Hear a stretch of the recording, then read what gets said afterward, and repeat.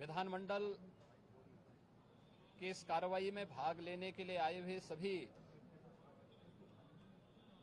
माननीय सदस्यों का मैं स्वागत करता हूं। वर्ष का जो प्रारंभिक सत्र होता है, यह राज्यों के अंदर महामहिम राज्यपाल जी के अभिभाषण से इस सत्र की शुरुआत होती है। इसके अलावा वर्ष भर के लिए राज्य सरकार का बजट भी इसी सत्र के दौरान पारित होता है। अन्य विधायी कार्यों के साथ ही जनहित से जुड़े हुए, राज्य के विकास से जुड़े हुए महत्वपूर्ण मुद्दों पर भी सदन में चर्चा होती है। आज विधानमंडल के कार्रवाई प्रारंभ होने के साथ ही महामहिम राज्यपाल जी का महत्वपूर्ण अभिभाषण संवेद सदन को महामहिम राज्यपाल जी के द्वारा अपने अभिभाषण के माध्यम से संबोधन होगा। इसके उपरांत कल से महामहिम राज्यपाल के भाषण पर सदन में चर्चा भी होगी। 20 फरवरी को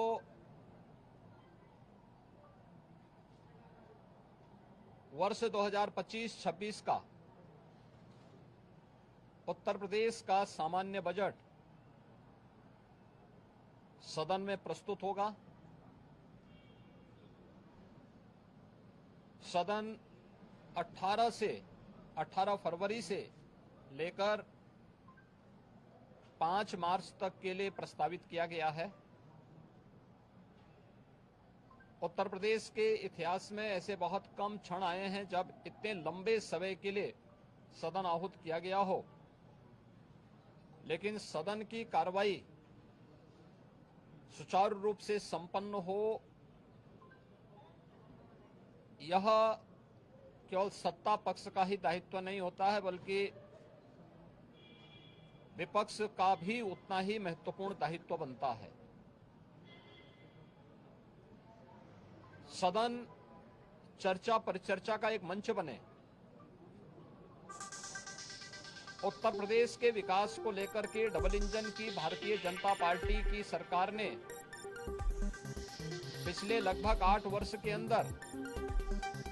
जो प्रतिमान स्थापित किए हैं वह अभूतपूर्व है। उसकी झलक अभिभाषण के माध्यम से भी और सदन के अंदर चर्चा परिचर्चा के माध्यम से भी देखने को मिलता है। उत्तर प्रदेश के परसेप्शन में आए हुए व्यापक बदलाव देश और दुनिया के द्वारा उत्तर प्रदेश को आकर्षण का केंद्र मानते हुए जो वर्तमान में स्थितियां दिखती हैं, स्वाभाविक रूप से हताश और निराश विपक्ष इन मुद्दों पे चर्चा करने से भागने का प्रयास करता है, सदन की कार्रवाई में बाधा पैदा करने का प्रयास करता है।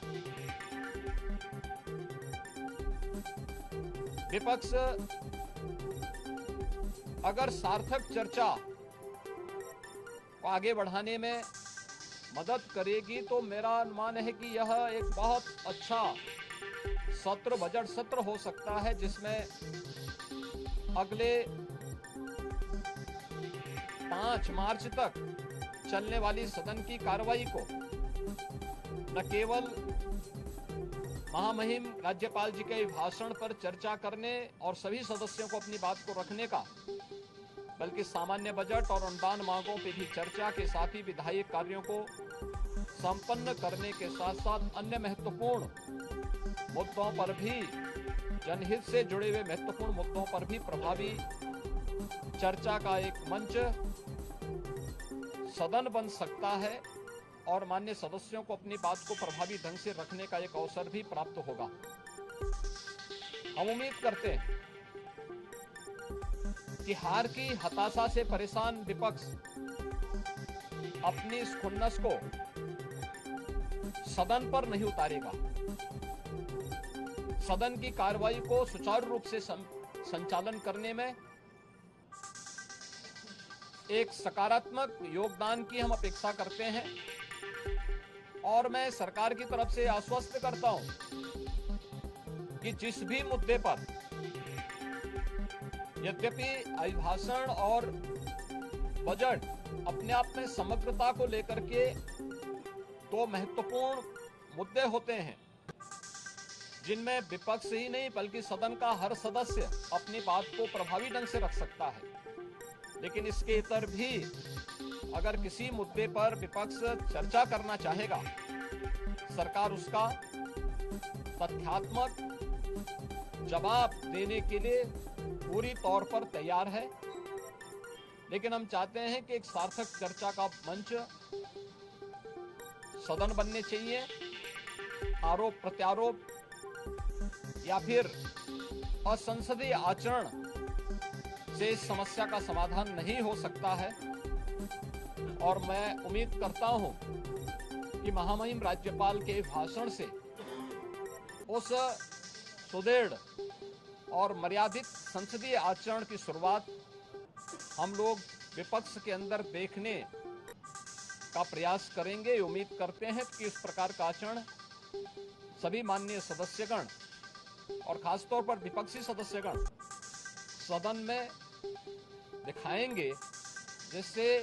लोकतांत्रिक मूल्यों के प्रति आम जन की आस्था को और सुदृढ़ करने में मदद मिलेगी। मैं एक बार फिर से